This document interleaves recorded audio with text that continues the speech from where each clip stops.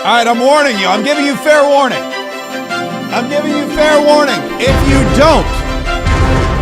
If you don't want this song, the following song, stuck in your head for the rest of the day, you should probably just.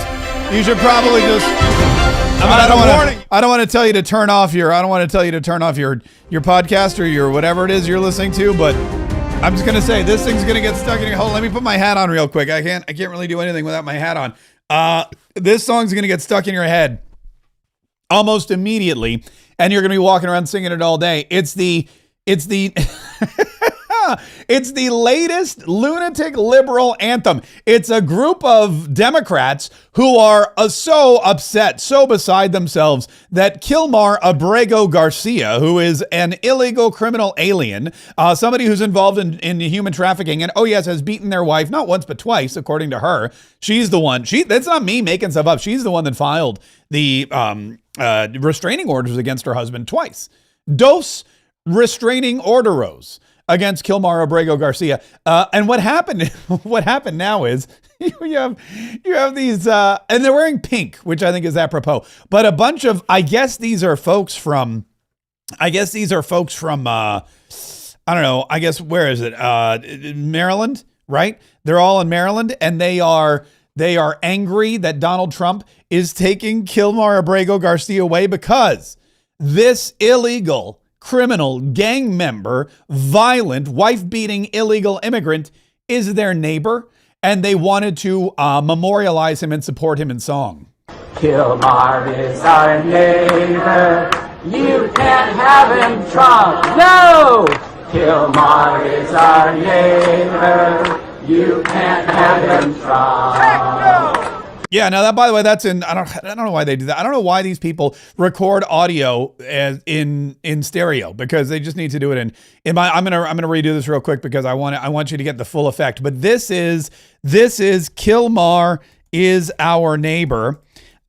You can't have him, Trump. That's what they're saying. And it's odd to me because, again, Donald Trump does not want Kilmar Abrego Garcia. None of us really want Kilmar Abrego Garcia here in the United States of America.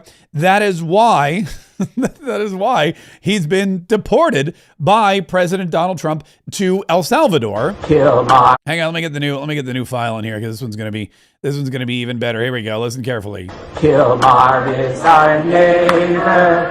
You can't have him, Trump. No! Kilmar is our neighbor. You can't have him, Trump. Heck no! Yeah, so Donald Trump doesn't want him. Donald Trump said, okay, we don't want Kilmar Abrego Garcia. We're going to send him to El Salvador because that's where you send people who are illegal, criminal, gang member, thug, wife-beating illegal immigrants. And then what happened was that you guys flew back down there and said, no, heck no. And you brought him back to Maryland. So now we have to send him out to Uganda. So unless you're going with him, unless Uganda go with him, he's not your neighbor anymore. Kilmar's not your neighbor. He's going to Uganda. Kilmar's not your neighbor. He's a criminal getting deported. That's going to be the new verse, I guess. Kilmar is our neighbor. No, he's not. You can't have him, Trump. Yes, you can. No. Kilmar is our neighbor. You can't have him, Trump. Heck no. First of all, why are they wearing pink vests? I don't understand the pink vests. Are you trying to? I mean. Again, I don't understand why they're wearing pink safety vests. That's got to be something. There's got to be some kind of organization behind it. I don't know if it's like breast cancer awareness or what it is. Also, why do they all look like this? Why do all of these people who support Kilmar Abrego Garcia, you know who I don't see there? You know who's not there is Kilmar Abrego's wife. I don't see Mrs. Abrego, Kilmar Abrego Garcia. I don't see her there.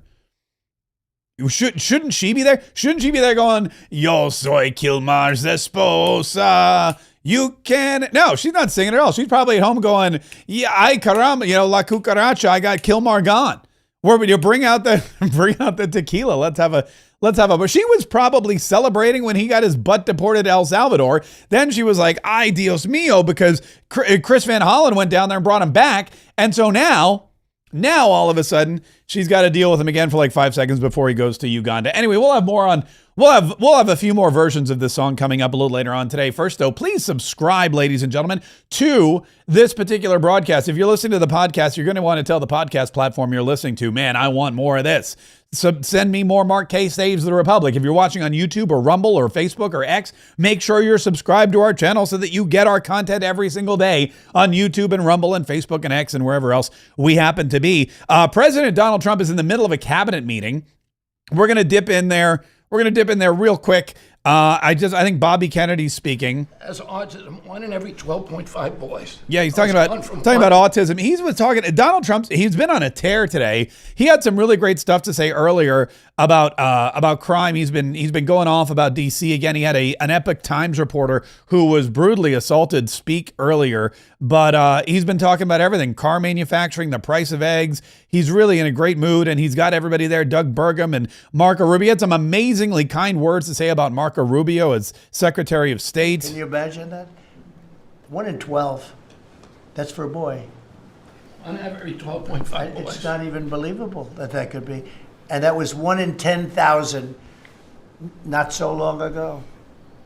I've been hearing these numbers, and they get worse and worse every year. There's got to be something. I think there's nothing, including favored nations and everything else, there's nothing that can be, if you can find out the reason that's happening, and I know we're gonna do some things. I think they're talking about autism in young boys. 1 in 12 now is autistic. It used to be 1 in 10,000. And by the way, you can tell this is going to be a long meeting because it's already been going on like an hour, and they're just on Bobby Kennedy, and he was the first one to go. So now they're going $100 million from Harvard. Now they're going around the table, and he's talking about taking money from Harvard. Very bad. Don't negotiate. Go ahead. All of that's working well. Mr. President, thank you very much. Since we are focusing today on Labor Day, and I know that Kelly and Lori are both going to echo some of the things that I'll say as well. We are really focusing, on our workforce. But what I'm finding with great joy around the country is that states really are being innovative and working more with middle schools and with high schools to make sure that we are having hands-on learning. There are pathways to jobs that are happening now. And yeah. So that's Linda McMahon, the Secretary of Education, talking about the Education Department and what they're doing to make sure that the children's education is booming. Let's go back. There's a couple of clips already that have popped up from this. I want to play a couple of these because Donald Trump started by talking about Labor Day.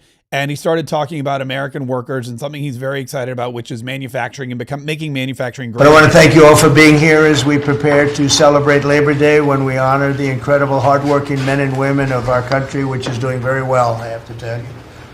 Every policy of the Trump administration is designed to lift up the American worker, promote great-paying blue-collar jobs, and to rebuild the industrial bedrock of our nation. It's also obviously for great defense. We have the greatest military in the world. Yeah. And I want to thank you all for being. So he's saying, look, we're getting into Labor Day here. Here's what we're celebrating. Great American workers. We're celebrating the rise of the blue collar worker. He showed this picture that Mark Zuckerberg sent him, I guess. And I have no reason to believe that he didn't.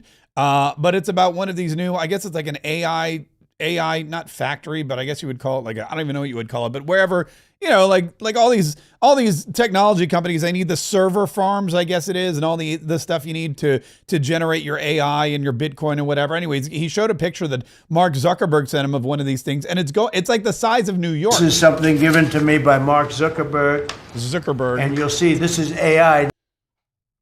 Yeah. These are. I never understood. I said, well, because I built shopping centers, and for $50 million, you can build a very nice shopping center. Very nice. So I never understood when they said $50 billion for a plant. I said, what the hell kind of a plant is that? But when you look at this, you understand why it's $50 billion. So this is one he's building in Louisiana. That's Meta, Facebook, as people understand it to be. But look at that. That's the size of Manhattan. So that's superimposed over the island of Manhattan. It takes up a big part of Manhattan. I think they say 81% of Manhattan. So these are big things, and they're going up. A lot of them are going up now. I don't know that big. Actually, Mark is building 4 of them, and others are building similar places. I mean, it is really incredible when you think about it. Think about Louisiana when they have a structure that large coming in, when they have an AI facility brought to you by Meta, by Facebook. I mean, the billions and billions of dollars that they put into the state, and then the jobs that go with it. I mean, Louisiana, that's transformative. To build something the size of Manhattan, 80% the size of Manhattan in Louisiana, and there's 4 of those going up around the country.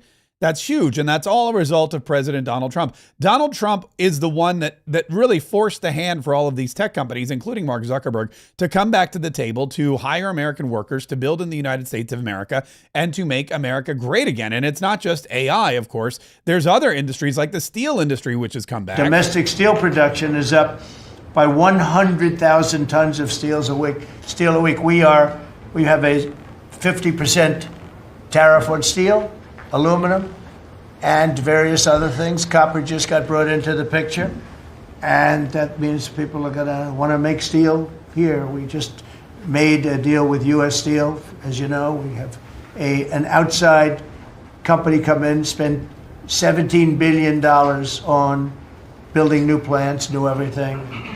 It's great, and it stays right here in America. So we're doing amazingly well on steel. Yeah, and so you got steel, you got AI, you got all this other stuff. He was talking about all the private jobs. Oh, this was the other thing too. He said, this is great. He said, we've got all these jobs in the United States of America, but not only do we have new jobs in the private sector, we've removed 84,000 federal jobs. Think about that. That's the way it should be. Your economy grows when you have jobs in the private sector, and you're lowering the number of jobs in the government. That's why, you're not going to have all this expenditure. You're doging the size of government, which is something he said he would do, and he's doing. And at the same time, there's all this private sector growth. Since the inauguration, we've created over 500,000 new private jobs, and if you notice, when the numbers come out, government jobs are going down and private jobs are coming up, and that's what really fuels the country. It's easy to hire people and pay them for doing something that maybe is not very productive. But government jobs are down, actually substantially down, and private jobs are way up. And these are the jobs that make money, create a better life. Meanwhile, we've reduced the number of federal bureaucrats by 84,000.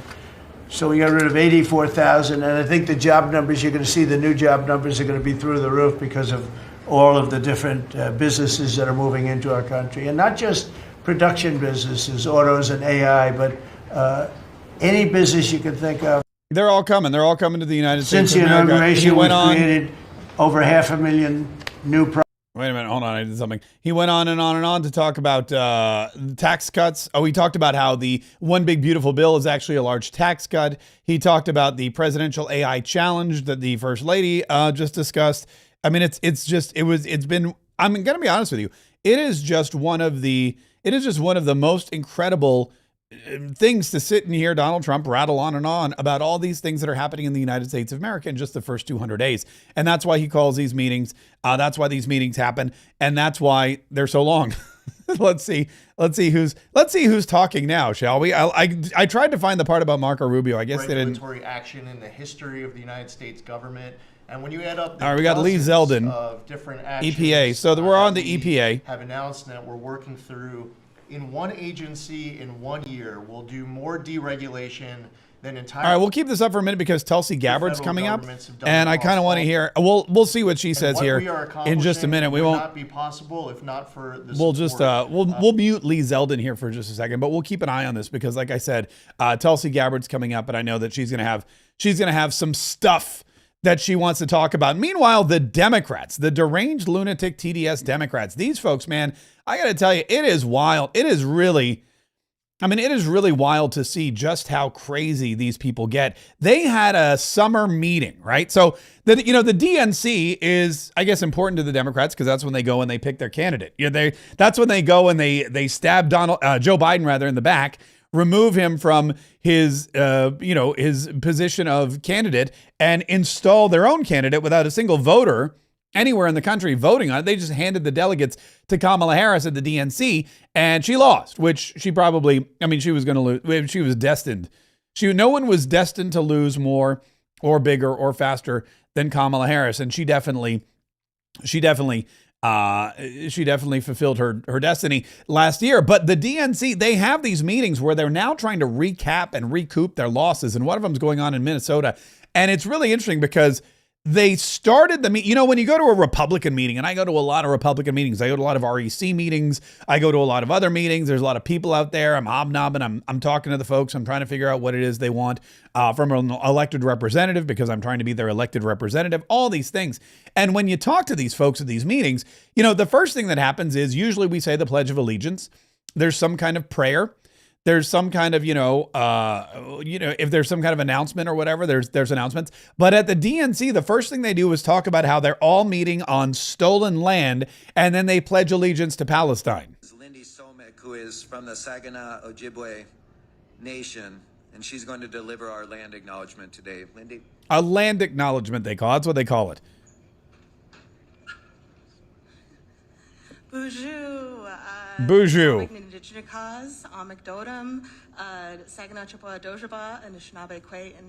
don't know what she's saying. Good morning, DNC members, friends, and relatives. Let's talk about the land for a second. The DNC acknowledges and honors the Dakota Oyate, the Dakota people, who are the original stewards of the lands and waters of Minneapolis. The Dakota cared for the lands, lakes, and the Wapatonka, the Great River, the Mississippi River, for thousands of years before colonization. This land was not claimed or traded. It's a part of a history of broken treaties and promises. And in many ways, we still live in a system built to suppress Indigenous peoples' cultural and spiritual history. As Democrats, yeah. So basically, and it's just the audio quality is so bad, I'm not even going to play any more of it. But basically, they're saying, okay, listen, we're going to have a meeting. We're going to talk about what's wrong with our party. We're going to talk about how we can make our party great again. We're going to talk about anything that we can do to try to reclaim some kind of position of authority in this country. We need to win back the House of Representatives. We need to win back the Senate. We need to win back the voters. We've lost millions and millions of voters to the Republicans over the last couple of years, or a couple of decades, really. We've lost. I mean, Joe Biden and his failed policies, Kamala Harris and her ridiculousness, all of these things that are going on. It's just been, horrible situation after horrible situation. We've backed these horribly stupid things like men and women's sports. Right now, we're fighting for criminals. Right now, we're spending money bringing illegal criminal thug aliens who beat their wives back from prison into the United States of America so they can walk our city streets. Meanwhile, we got these idiots writing these stupid songs like Kilmar is our neighbor. Kilmar is our neighbor. You can't have him Trump. No, yeah. And so what are we going to do about it? What are we going to do about it? We're going to come together in Minneapolis and we're going to make a plan. We're going to make a plan to show the rest of the country that we have good ideas, that we're not just sullied by woke DEI ridiculousness, that we can be serious, that we can be strong, that we can give back to the communities, that we have an agenda that wins for America. We're going to come together. We're going to do all of that. But first, let's acknowledge the illegal land grabs that have happened throughout the centuries, and that we are standing on stolen Watonka, Dakota, Makalonka land. Okay, now let's get serious. How do you take them seriously? How do you take those people seriously? How do you say we're coming together in Minneapolis because we need a plan to defeat Donald Trump's agenda? First, though, let's acknowledge that we're all standing here on soil that has been drenched with the blood of Native Americans. Okay, now, how are we going to destroy Trump? I mean, it's really, that's what it is. It's a celebration of migrant crime. That was the big thing. There was this woman, I forget who she is, but she got on there and she basically said, Americans don't care about carjackings. Americans don't care about crime. Americans don't care about rape and murder and fentanyl. I don't know what America she's living in. Yes, I do. She's living in the Democrat America. But the rest of us, we care about all that kind of stuff. Issues voters care about. Where does Trump go? Migrant crime, carjackings, the really lurid, awful stuff that is a crazy, crazy visual. Don't take the bait, because most Americans are more worried about how are we going to address mental health issues, the visible homelessness that we see on streets, and how do we deal with mental health and other issues that drive the sort of random incidents that scare all of us. That's what you should be talking about. That's where you should be focused. Don't take the bait in talking about migrant crime or carjackings or the things that actually don't matter to that many Americans. Okay, carjackings and violent migrant crime don't matter to that many Americans. You know what matters? Getting psychologists onto the street. Mental health. That's what matters. Really? I'll be honest with you. My mental health comes secondary to my carjacking or my immigrant crime.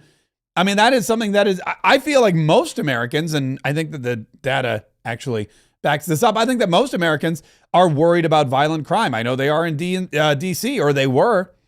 We know that because in DC, guess what? They're ecstatic that Donald Trump has gotten rid of crime. They're ecstatic that Donald Trump has federalized the police force and brought in the National Guard and not just wiped the gangs and the carjackers off the streets, but also gotten rid of some of the illegal immigrants who had drugs and guns. They're thrilled. This morning, nearly 2,000 arrests in D.C. and 115 illegal guns seized since August 7th when this all began. Federal officials arrested 87 people last night alone. D.C. residents say they're appreciative. Well, I'm glad they're cracking down on crime. That's all I can say. I feel a lot safer, so I'm actually really happy. I feel like the nation's finally becoming safe again with this, so it's nice that he has our backs and he's protecting us. I think extra security is always a good thing, especially in the metro. I mean, if you got crime, you need police, you need extra protection out there. I don't have a problem with it. Yeah, he doesn't have the residents of DC, they're appreciative of Donald Trump. They're thankful that crime is down. They know that crime is bad, and they know that crime's been a threat, and they're happy that their city has returned, that they have control of their city once again, and in record time, by the way. And so migrant crime and carjackings and violent crime is a big deal to people all over the country, Democrats and Republicans, just not these lunatics who are at the DNC, because they want you to think that illegal immigrants make the world go round. That's what Amy Klobuchar had to try and convince the crowd of. Farmer in New Mexico relied on immigrant workers who are too afraid to do it anymore. And we have a message to Donald Trump. Immigrants don't diminish America. They are America. Okay, that, immigrants, sure. Immigrants don't diminish America, but illegal immigrants don't respect America.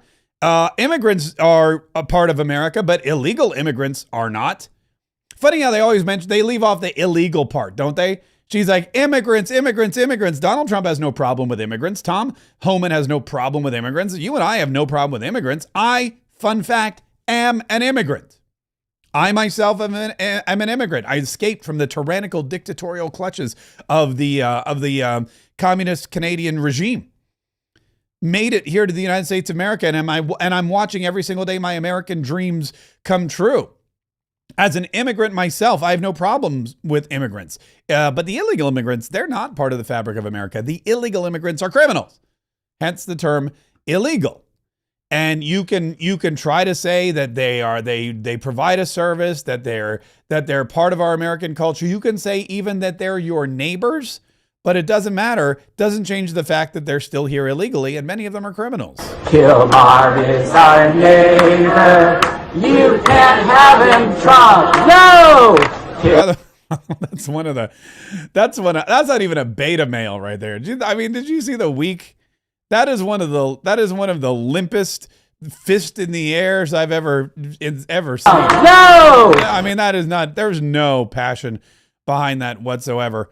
Also, is this woman wearing Mickey Mouse ears behind? I don't even know I don't even know what's going on with this.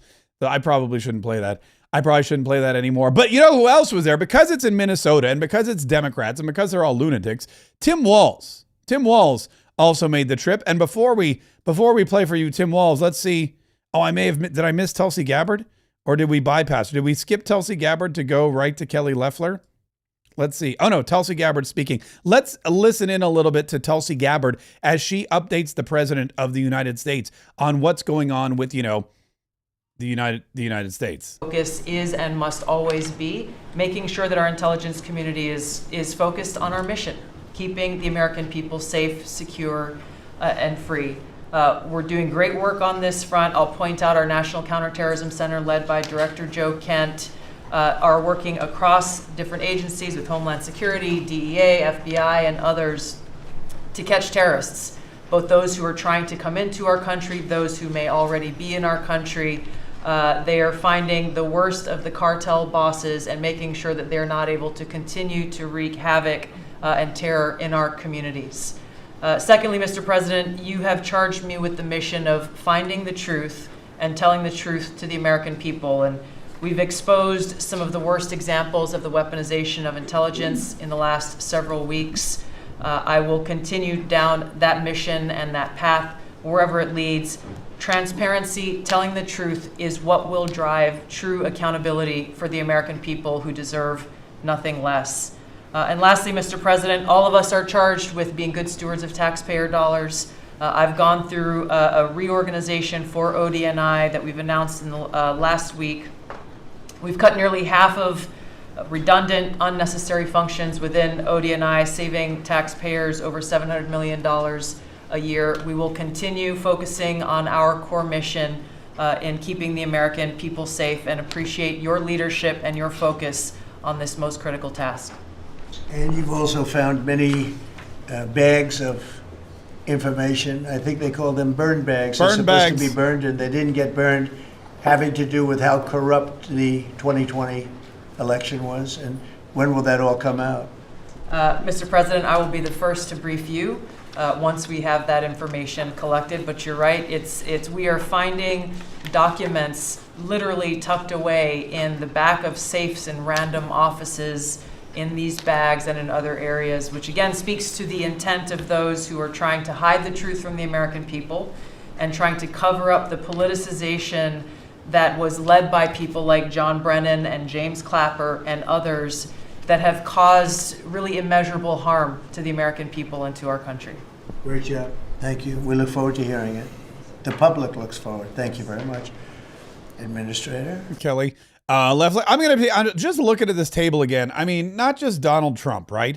But Pete Hegseth, Marco Rubio, RFK Jr., Lee Zeldin. You got Doug Burgum over here chilling. You got, what's his name? Lutnick over here. I see him down there, Sean Duffy.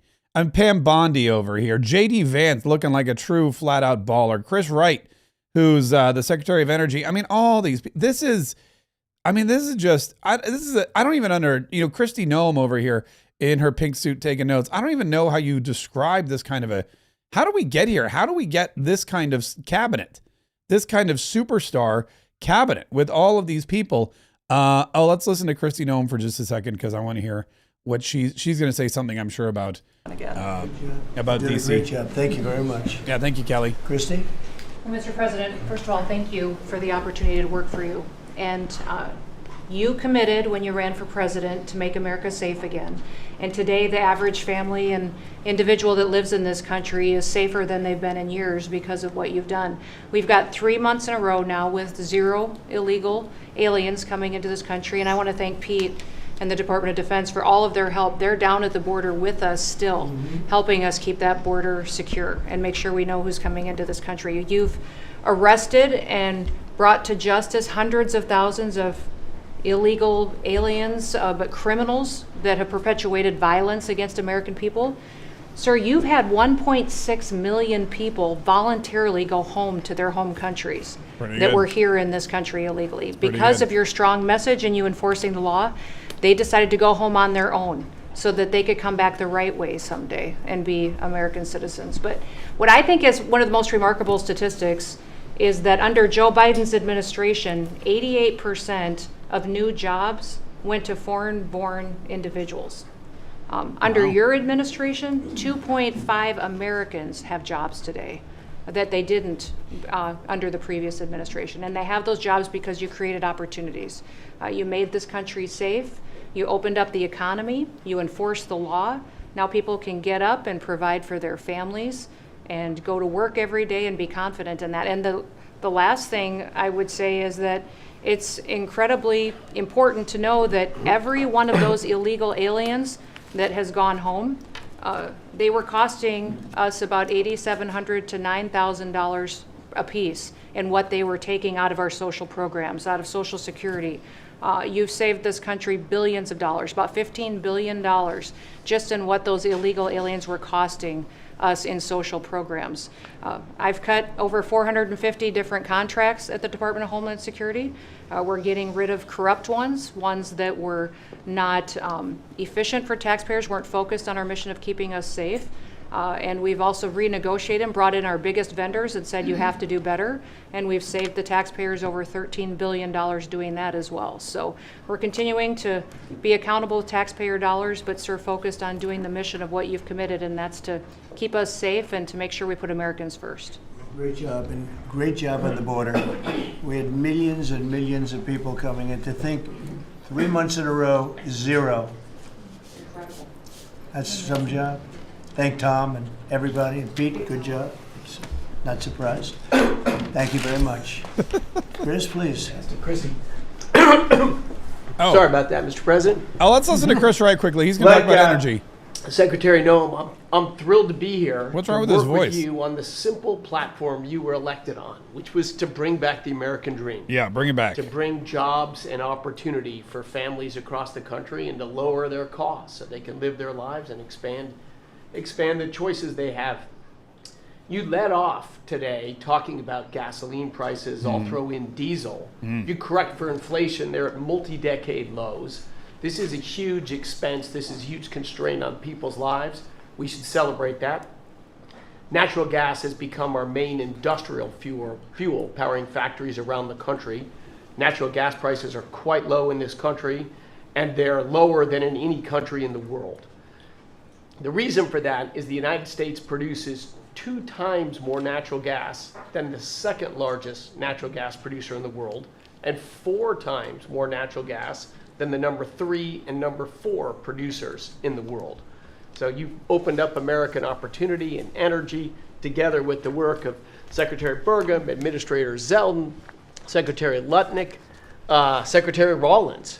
You know, we've made it easy to produce don't forget Brooke energy Rollins down in there. America again, and those benefits are flowing. I could go on about this stuff forever, but let me talk about one specific area of energy. Is it nuclear? Electricity. Oh. That's in the front of people's minds. Nuclear? When the day you were inaugurated, we get hold of all the data, and we can look at the resource plans of utilities across the country. Nuclear? What you inherited when you arrived was a plan over the next 5 years to close 100 gigawatts of reliable electric generation. So that's 100 large power plants. Now that was offset with the plan to build 22 gigawatts of reliable electricity generation. Well, that doesn't make Their any plan sense. was to close more than 4 times as much electricity generating capacity as they were going to build in that 5-year period. How do we lead the world in artificial intelligence if we're shrinking our supply of reliable electricity? That doesn't make any sense. How do we reshore steel and aluminum and automobiles and semiconductors and all those jobs Americans want back in our country when we're degrading and shrinking our energy system? That was all part of the We're plan. going to hand that leadership to China in artificial intelligence, not just to our economic loss, but to our huge national security loss. Your team around this table, and almost everyone around this table is involved in it, is just to completely pivot dramatically. We're stopping the closure of all these plants way before their retirement date. Some plants get to their end of life. That's a small percent of the planned closures. Most of those were just political nonsense at the cost to American taxpayers. So we have rapid new construction of power plants in the United States. We're doing everything we can with suppliers who build the equipment for these power plants. They've got to build their factories bigger to build power plants in America. People thought those days were past. We weren't going to build big things in America anymore. We're just going to keep sending it over to Asia and overseas and just buy other people's stuff. Totally nuts economically, totally nuts for national security, and of course crushing for working Americans, particularly Americans that work with their hands. But we are seeing a revitalization of those people, of that optimism. You showed that picture of that plant being built in Arkansas, dozens of those under construction, just in artificial intelligence. But the reshoring of steel, of aluminum, of plastics, of fertilizer, semiconductors. Like this, America's the land of opportunity. How did we get to become this awesome nation? Because we believed in the American dream and we leaned in on it. But the wealthy in our country and the coastal elites that live away from where stuff's actually made, they just lost their way, and politicians just let them have it. Your tireless campaign and your relentless messaging made people realize the American dream isn't dead. It's just been smothered, and we're unsmothering it and setting it loose. Unsmother. God bless your efforts. God bless your assembly of this team around this table for bringing the American dream back. Thank you, Chris. Great job you're doing. Appreciate it. Lori, please. Mr. President, everybody here who spoke works at the Department of Labor, clearly. Chris Wright, by the way, is he's funny to me. And I think it's been important. He definitely seems like one of those kids who's like, he's like the smart kid that gets really passionate about, like, you know, science, about like physics or something like that. And he just gets, you ask him one question about physics and he gets to shine, and all of a sudden he's like all over the place, and you're like, okay, I get it. Thank you. Calm down. Thank you. But he's doing a great job, and he's right. First of all, nuclear energy. I don't know why we're not on nuclear energy yet. We should be, but that's a conversation for another day. We have to get back, speaking of a waste of energy, to Tim Walz. Tim Walz, who, I guess, you know, when you're in Minnesota, when you're talking about Democrats, and when you're talking about liberalism, when you're talking about Trump derangement system, when you're talking about Trump derangement syndrome, rather, and you're in Minneapolis, you have to have Tim Walz get on stage and act like an idiot. And Tim Walz, this guy, I mean, he may have at one point been a serious politician. I doubt it. I've seen some of the footage of him, you know, waltzing around the stage with Kamala Harris. I've heard the stories of him from back in Minneapolis. I don't know what this guy does or did or how he got to be governor of this state, but the guy's just not serious at all. And he does now. Here's the problem with the Democrat Party. Okay, here's one of the many problems with the Democrat Party. The Democrat Party, there's old Democrats and new Democrats. And the old Democrats are folks like Chuck Schumer and Nancy Pelosi and Joe Biden and Tim Walz, because he's old. Then there's the new Democrats, people like AOC, people like Jasmine Crockett, people like LaMonica McIver, people like that. And so the old Democrats are looking at the new Democrats, and the new Democrats are just lunatics. They're crazy. They're breaking into joints. They're cursing at people. They're threatening violence, all this other stuff. And the old Democrats, really, being the old Democrats, they should be like, new Democrats, stop it. You're acting like fools and you're making our whole party look stupid. Stop the cursing, stop the stunts, stop the clickbait, stop all of that. Just act like human beings. Don't act like this is not, this is not a Mr. Beast video. This is Congress. This is real life. This is how you have to act. Stop. You're making us look like fools. They don't do that. The older Democrats look at the younger Democrats and go, they seem to be popular. They seem to have a large following. They seem to get on the news. Maybe we'll be more like them. Instead of telling them to be more like us, we're going to just start acting like them, which means now that you have all these old Democrats that are out there cussing and cursing and doing stupid things on TV. And Tim Walz is one of them because he went up and he started dropping bombs. We wouldn't wake up every day to a bunch of on TV and a bunch of nonsense. We would wake up to an adult with compassion and dignity and vision and leadership doing the work, not a man-child crying about whatever's wrong with him. May his fat ankles find something today. Think of how easy it would be to be a damn Republican. Oh, what should I wear today? This stupid friggin' red hat. What should I say today? I don't know. Just make sure it's cruel. I mean, look, he got his soundbite. What should I wear? By the way, I'm wearing a stupid frickin' red hat. I think he caught himself. I think he wanted to say the other F word. But again, he's an old Democrat. He's used to saying frickin'. First of all, he's an old Democrat from rural Minnesota. He may, of questionable sexuality. So frickin' is probably what he usually says. But I think somebody told him to drop the F-bomb, but he didn't, because it's tougher for him, being an old school Democrat, to do that. But he's like, what? It must be so easy to be a Republican. Think of how easy it would be to be a damn Republican. Oh, what should I wear today? This stupid freaking red hat.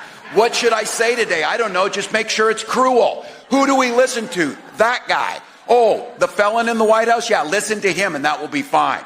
Now he's talking about burning flags. He's going to have flag burning or whatever. Because he knows there's a hell of a lot of flags with his picture on it that are going to get burned. By the way, he's not having flag burn. And now he's going to have flag burning. No, he's not having flag burning, Tim. Well, he's stopping. That's the thing. They're not uninformed. He doesn't know what's going. He said Donald Trump's going to have flag burning.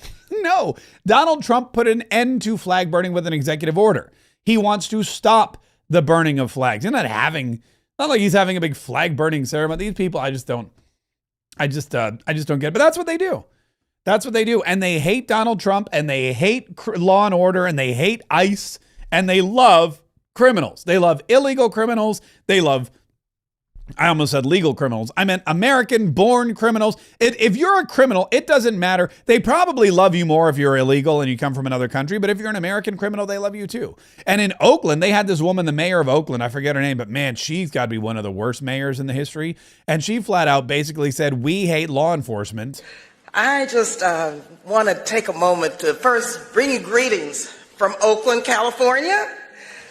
Oakland is in the house. Now, Oakland is a community that fights for democracy every day. And it's one that I'm honored to represent as I approach my first 100 days as mayor. And I just happen to be Oakland's first black woman mayor. Now, y'all know the signs of authoritarianism cannot be ignored. And so I want to just take a minute to thank California Democrats, led by Governor Newsom. All right, and I want to thank Texas Democrats for standing strong. I was born in Texas, proud California. Together, we are leading the fight to protect our democracy. Now, Donald Trump, you know, he trashed Oakland. He lied about us. But Oakland is not afraid. We embrace all residents, including our immigrant communities. Our police do not cooperate with ICE. We don't. Listen to that. Did you see this? Like, people weren't sure whether or not they were supposed to applaud that. Our police do not cooperate with ICE. Our police do not cooperate with ICE. That's a remarkable statement for a mayor to make, isn't it? Isn't that just truly, there's a mayor of a city, which, by the way, this is a city that is not known for its safety, for its law and order. This is a city that's known for its crime run rampant. This is a city that has lost a football team, I think, twice now. Because of partly because of their crime and because of the mismanagement of their elected officials. And now she's out there claiming, proud as can be, just beaming with pride, our police do not cooperate with ICE. That's why Oakland and California are in such a problem. That's why people are leaving their cities, leaving their state to move to red states where ICE is in charge and ICE is keeping people safe. Let's listen into Pam Bondi speaking of ICE. In all fairness, but this focus on D.C. is so important for the country. So great job, and to everybody. And President, it's a team around. We're all working hand on a base protecting. Turned out to be. Let's go back here to. People need to be safe. And on an international level, Secretary Rubio, thank you for all your help on everything we're doing, and everyone around this room. But yesterday, there was a big win.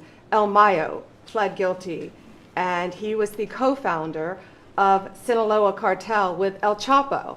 And there's even a Narcos Netflix series about these guys. Well, now we know the ending. He's going to die in an American prison. They are one of the worst, El Chapo and El Mayo, some of the worst narco traffickers in our world. And he will spend life in prison now. And that's so important because those guys and others throughout this country, throughout this world, have brought into our country drugs, cocaine, heroin, fentanyl, methamphetamines that's killing our kids. And we have to stop that. And that's what you've been doing, not only in DC, but around the country at your leadership. And over the weekend, parents need to know, with kids out of school, with people out on our highways and on our waters, do not take a pill from anyone you know, don't know, do not buy anything on the street. It could be laced with something toxic. We've seen so many fentanyl overdoses. And when you were here in DC, we showed you pictures of some of the drugs that had been seized right here in DC. President, they were packaged for children. And people are dying from these around our country. So thank you, President Trump, for your leadership and for letting Americans know that it's now a safe place to go. But parents also have to know, college kids have to know, to be vigilant and not take this trash. Because you could be thinking you're taking a Xanax, an Adderall, anything, and it could be laced with something very lethal. So thank you, President. I like how she calls him president. Fantastic this last 12 days. She just calls him president the way, people call other people coach. It's like, coach. Thanks, coach. I thought it would be helpful, Mr. President. Thanks, President. Let's hear JD. Thank you, Ben, very much.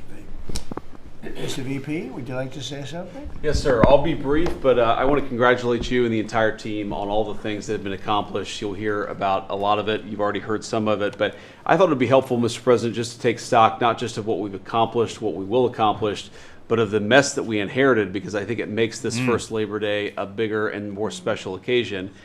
You heard, I think, Christie talk about this, that all of the net job growth under the Biden administration had gone to the foreign-born.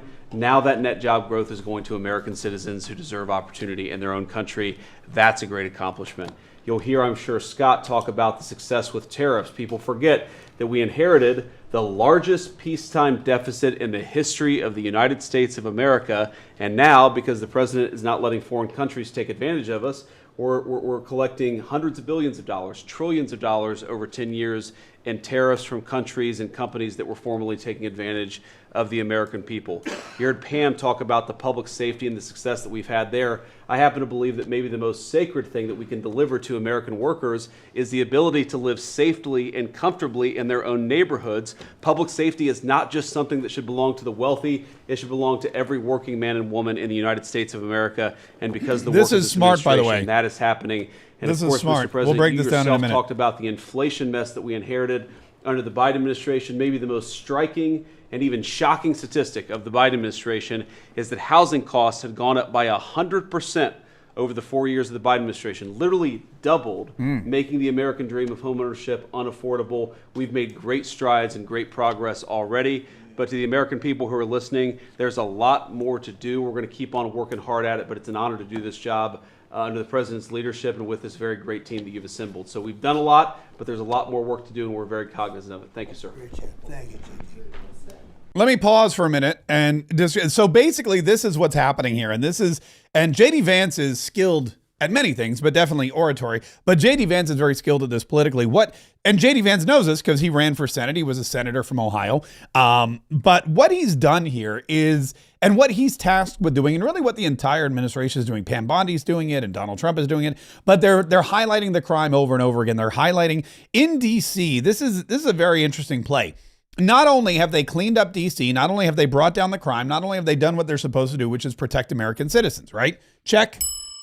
Donald Trump, as president, are you supposed to protect American citizens or put them in harm's way?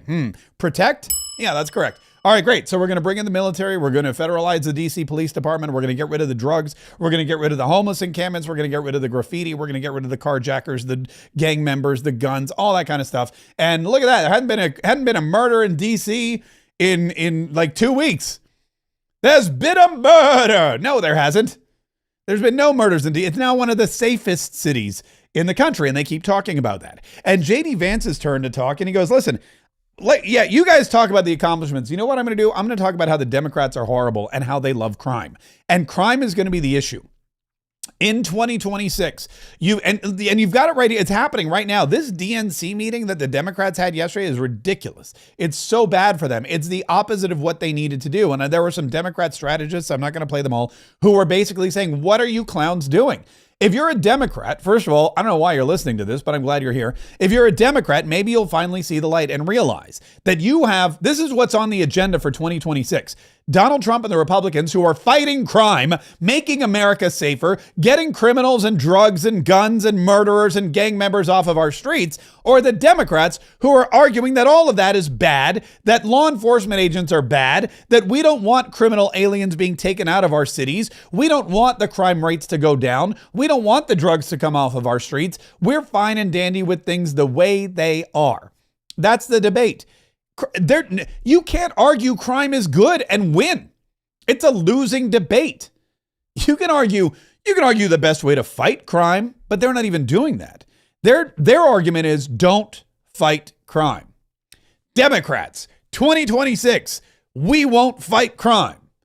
Republicans, 2026, we fought crime and won, and we're going to keep fighting it wherever it pops up. It's really an interesting and stupid thing to do if you're a Democrat Party, and thank God this is why there's fewer and fewer of them, because most people are going, it's not that people's ideas change all that much. Most people that used to vote for Democrats and now vote for Republicans, and their core beliefs haven't changed all that much. What's changed is they look at the party and go, man, you guys are bat crap crazy. I can't be part of that. You guys are out there saying you're not going to have the police cooperate with ICE. You're out there saying that what Donald Trump has done in DC is bad. Meanwhile, 7 to 8 people who would have been killed this week were not. That's what you're saying. That's your stance. I'm not going to stand. I'm not going to be one of you anymore. I'm going to go be one of them because they just make more sense. Scott? Sir, as we've said very often, economic security is national security, Mm-hmm. and our country has never been so secure thanks to you. You have brought us back from the edge. You have the overwhelming mandate from the American people. You're restoring confidence in government, a topic that is on the front of everyone's mind, the Federal Reserve. The Federal Reserve's independence comes from a political arrangement between itself and the American public. Having the public's trust is the only thing that gives it credibility, and you, sir, are restoring trust to government. You are weeding out the waste, fraud, and abuse, and the old ways of doing things are not good enough. We are seeing a blue-collar boom. In the first 7 months of your administration, real blue-collar wages have taken off. And the only other time that they've done this in the past 70 years was in your previous term. Your efforts on tax, trade, and deregulation have boosted paychecks for American workers while slowing the pace of inflation and lowering the cost of energy. Inflation has plummeted to just 1.9% since you took office, and the economy rebounded with real GDP surging 3% last quarter. The blue-collar boom coincides with a CapEx comeback. In anticipation of your one big beautiful bill becoming law, CapEx increased by American businesses by nearly 14% in the first half of this year. And as you and I talk about frequently, and as that chart or that photo attests, we are going to see I believe, a bigger CapEx boom from here. This is just the beginning, just the beginning. You have saved this country by making it the best place in the world to do business again. Treasury is helping to implement these new provisions, as well as no tax on tips, no tax on overtime, and no tax on Social Security. This weekend, I will be meeting with workers from local restaurants to discuss the positive impacts of the pro-labor reforms on no tax on tips. And I have to tell you, thanks to you, when I go into a restaurant or stop by a hotel doorman, I am the most popular person there. And since my first job at age 9 was as a busboy getting tips, I am going to spend Labor Day going from restaurant to restaurant talking to workers who receive substantial amount of tip income. So I'll hear directly from them how your one big beautiful bill is increasing their take-home pay and making a big difference. Now, we can also talk, that is domestic. On the international front, you have leveled the international trading system whereby countries took advantage of us, and that's over. It's over. The Treasury Department is taking in record tariff revenues that I had been saying was running at a rate of $300 billion a year. You chastised me for saying that it's not, that number is too low. Too low. And as usual, you're right, that we had a substantial jump from July to August, and I think we're going to see a bigger jump from August to September. Excellent. So I think we could be on our way well over $500 billion, maybe towards the $1 trillion number. This administration, your administration, has made a meaningful dent in the budget deficit. The average budget deficit during this term is 26% less than the last 12 months under Biden. Wow. And even the CBO, and we don't agree with CBO on everything, as you said, last Friday, on a summer Friday, had to admit that they believe over the next 10 years, the budget deficit will be $4 trillion lower than they had previously scored. $4 trillion. That's a lot of money. $3.3 trillion of tariff income, $700 billion of lower interest cost, and I would expect that number could go up from here. So, Mr. President, your return to the White House marked the return of the American worker. Thank you for reclaiming Labor Day for the American people. You're growing the economy for everyone, especially the middle and lower income households who suffered disproportionately under the last administration, and it's an honor to do this under your leadership. Great job. You're doing great. Thank you very much, Scott. Brooke? There you go. So that is like that again. What a cabinet meeting, and everybody has just great news. You go around the table, everybody there has fantastic news, and Brooke Rollins, I'm sure, even more great news on the agriculture front. Of course, she's working with everybody too. I mean, this is a cabinet that works together unlike any other. You can see it over and over again. Secretary of Defense Pete Hegseth is working with Pam Bondi on DC, and he's working with Kristi Noem on DC and on the border. And then you've got Chris Wright, the Energy Secretary, who's working with Doug Burgum, the Secretary of the Interior. And of course, Treasury Secretary Scott Bessent's working with Marco Rubio on all of these trade deals and all of this foreign relations stuff and the rare earths metal deals. And then Howard Lutnick, the Commerce Secretary, is also in the mix there. The three of them, the three musketeers, going around the globe, making sure everything's done properly. Transportation Secretary is working with the Agriculture Secretary and it's really, and the EPA, I mean, Lee Zeldin's all up in the hizzy trying to make things great again. It really is truly fantastic. And it's unlike anything I've ever seen before and probably will never see again, unless, of course, J.D. Vance is taking copious notes, which I imagine he is. Listen, there's two other pieces of breaking news. One is apparently Taylor Swift is engaged. She and Kelsey... Not Kelsey Grammer. That's Fraser. Travis Kelce. Pardon me. Kelsey.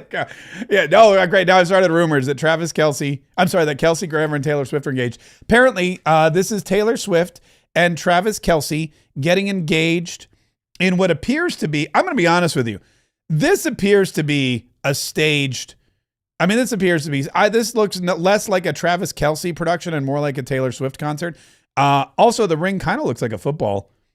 Can I zoom in on the ring here? Let me see if I can zoom in on the ring. Yeah, it's a big ring. It kind of looks like a football. It almost looks like a Super Bowl ring. Whatever it is, I know it's a huge diamond, but apparently Travis Kelce and Taylor Swift are now engaged to be married. They announced it they announced it just weeks before football season officially begins. So I don't know if that was in his contract or whatnot. But it is official now. They will be getting married at some point. She is going to be, I guess she wrote something about the English teacher and the gym teacher getting, it's a little egomaniacal, isn't it? Oh, here it is. Taylor Swift and Travis Kelce are engaged. Your English teacher and your gym teacher are getting married. I mean, I feel like, yes, she's a great writer, but I don't know. That just seems a little interesting. Anyway, so here we go. So there it is. So you've got Travis Kelce, who's been, I guess, her longest term boyfriend ever, and Taylor Swift, the only man that could really, I guess, keep her attention. That means we're going to be seeing her at a lot more football games. At least, I think now the next logical step, of course, is retirement for this guy because he's won the Super Bowls. He just won the Super Bowl of engagements. So I guess the next thing to do is retire, quit while you're ahead. He's also got a very popular podcast that makes him lots of. Travis Kelce's living. I'm gonna be honest with you, this guy's living a pretty living a pretty charmed life. And then, of course, the other piece of news is that Donald Trump finally weighed in on the Cracker Barrel fiasco. Cracker Barrel tried to walk back their ridiculousness the other day. Cracker Barrel released a statement. It was kind of an apology, but Donald Trump came out and kind of poured cold water all over their apology. He wrote, Cracker Barrel should go back to the old logo, admit a mistake based on customer response, the ultimate poll, and manage the company better than ever before. They got $1 billion worth of free publicity if they play their cards right. Very tricky to do, but a great opportunity. Have a major news conference today. Make Cracker Barrel a winner again. Remember, in just a short period of time, I made the United States of America the hottest country anywhere in the world. 1 year ago, it was dead. Good luck. Donald Trump wishing good luck to Cracker Barrel. And I'm going to be honest with you, he's not wrong. Cracker Barrel did indeed get $1 billion worth of free publicity. And that just reiterates my whole motto in life, which is there's no such thing as bad publicity. If they're writing about you, if they're talking about you, if they're giving you attention, then you are in the lead. You are ahead, but you need to know how to manage it. Donald Trump is a master at that. Donald Trump has been sued and charged and fingerprinted and mug-shotted and attacked. Donald Trump has been thrown into court. He's been shot in the face. They searched his home. Everything that could have been negative, Donald Trump turned into a positive, and he turned it right into one of the most successful second terms of any president in history. And one of the things that people don't realize is the power of attention. And my attention gets me everything I want. My entire life is financed by attention. Attention I get for myself, not just with one, but with 2 daily podcasts on social media, with books and products, with speaking engagements. Attention is the secret weapon to your success. And tonight at 8 p.m., I'm hosting a free live event called Podcast Profits Pro, where I will show you how to use attention, how to use your own image, how to use the words you already have in your head, the things that you've been thinking and saying your entire life, how to create a podcast that creates profit for you, not just for fun, not just for kicks and giggles, but to pay the bills or to make your dreams come true or to give you financial stability or to go on a vacation or to build a business, whatever it is, whatever you do, a podcast can help you. And if you don't believe me, just remember, Travis Kelce has a podcast and he just bagged Taylor Swift. So if you're free at 8 p.m. Eastern tonight, the website is podcastprofitspro.com, podcastprofitspro.com. If you're watching on YouTube or Rumble, there is a link in the description of this video. All you have to do is click on the link in the description of this video. Register for tonight at 8 p.m. Eastern time. We're gonna have a blast. These are always so much fun. It takes about 60. I've been lying. It takes about 80 minutes. So like an hour and 15 minutes, we do some Q&A. It all depends on how many questions you guys have. But come equipped. I'm gonna pull back the curtain on Kaye Media. I'm gonna pull back the curtain on the Mark Kaye Media empire. I'm gonna show you how I create my content, how I profit from my content, and most importantly, how you can too. Don't miss this. It happens tonight at 8 p.m. Eastern time. Go to Podcast Profits Pro to register now, and we'll get you in on the fun. Thank you so much for subscribing to this channel. Thank you for watching us every single day. Each and every day, we're going to keep bringing you the information from the White House. We're going to bring in the information from these very important and very, very prestigious and very, very effective cabinet meetings that Donald Trump has, and from this effective cabinet that he's been able to put together. We're going to let you know how they're helping you, who's hurting you, who you need to be wary of, who you can trust, who you can't trust. We're going to let you know who's lying to you, who's telling you the truth. And we're going to do it in a way that is fun and entertaining and inspiring. And all we need you to do is take the time out to join us. Just take an hour and a half every single day. That's all it'll take. We've got content coming your way all the time. And if you subscribe to this channel, you will be one of the most well-informed, one of the most enlightened, one of the smartest people. You will be so skilled and so sharp and so ready to defeat any foe. Whenever the battle begins, you will be able to stand up strong and fight so we can save the Republic. All right. More Travis Kelce, Taylor Swift talk coming up in the after party. I'm just kidding. We might mention it, but we're not going to, but not too much. Coming up in the after party, go to Katriots.com if you're not yet a member of the Katriot Club, or if you want to join us tonight at 8 o'clock, go right now to podcastprofitspro.com. I don't have the super Zoom package, so there is a limited number of spots available to you in the Zoom room. Go to podcastprofitspro.com. Learn how you can become a professional paid podcaster, how you can take your business to the next level by getting your message out there to as many people as possible. The after party begins